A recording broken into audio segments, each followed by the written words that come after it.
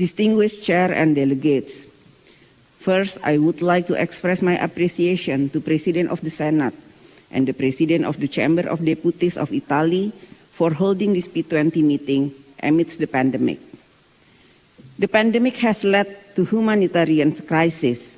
In 2020, as many as 255 million people lost their jobs and 125 million people fell back into poverty. There are several things that the P20 can do to alleviate the social burden and create jobs. First, to accelerate the speed of pandemic recovery and the rate of global vaccination. Health response is the key to recovery. According to the WHO, as of today, 5.7 billion vaccines have been administered globally, but there is no equal distribution of vaccine. If this vaccine had been provided equitably to 7.8 billion of the world population, we could achieve a more equal immunity with 73% of the world population receiving their first dose. The world needs a global plan to end the pandemic, including a global vaccination roadmap to achieve fair and equitable vaccine distribution by taking measure of accelerating dose sharing, increasing diversifying global vaccine manufacturing, supporting technology transfer and waiver of intellectual property rights, eliminating vaccine discrimination. Countries with high vaccination rate tend to demonstrate higher economic growth. In Indonesia, our vaccination rate has achieved more than 150 million administered doses.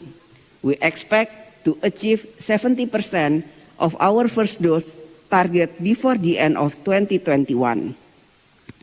Second, to drive strong and balanced economic growth in different regions. Positive economic growth will reopen jobs and in turn reduce the rate of unemployment.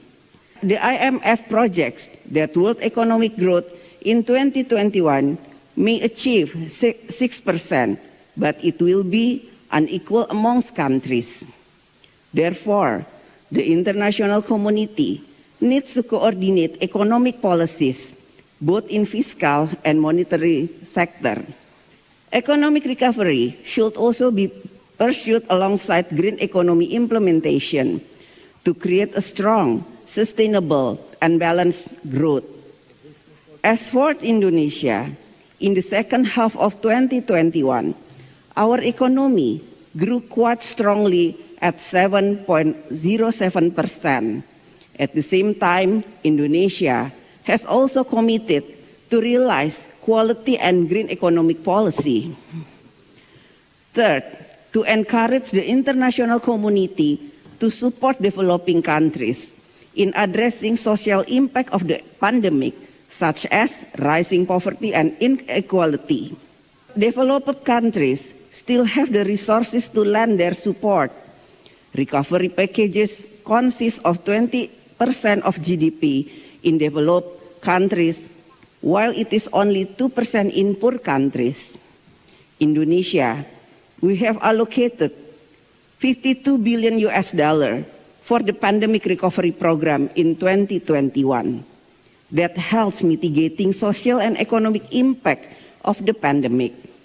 To achieve the above objective, we need the effort to enhance global partnership and strengthen multilateralism.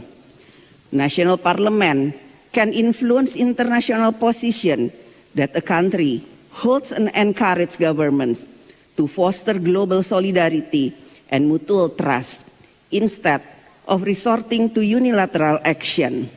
Finally, allow me reiterate that only with global solidarity that we can together end the pandemic and resolve the social and employment crisis. Thank you.